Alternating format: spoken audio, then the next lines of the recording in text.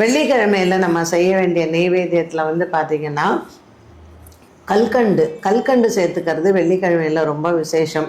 So கல்கண்டை வந்து தண்ணியில் ஊறப்பட்டு அந்த அழுக்க எல்லாத்தையும் எடுத்துட்டு பாலில் அந்த கல்கண்டை வந்து நல்லா கொதிக்க வச்சு அரிசியை வேக வச்சு நம்ம வந்து பால் பாயசம் பண்ணுறோம் இல்லையா, அந்த பால் பாயசத்தில் அந்த கல்கண்டு சேர்ந்து நீங்கள் பண்ணால் ரொம்ப விசேஷம். இல்லைன்னா க்ஷீரா அன்னம்னு சொல்லுவோம், மகாலட்சுமி தாயாருக்கு ரொம்ப விசேஷமானது ஷீரா அன்னம். ஸோ கல்கண்டு பாத்து அப்படின்வாங்க.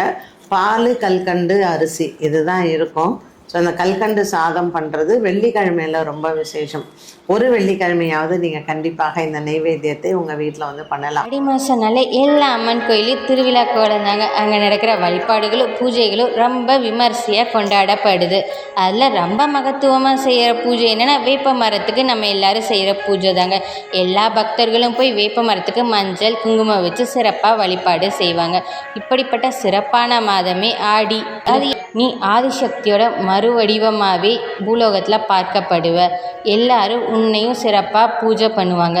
உன்கிட்ட பல மருத்துவ குணங்களும் இருக்கும்.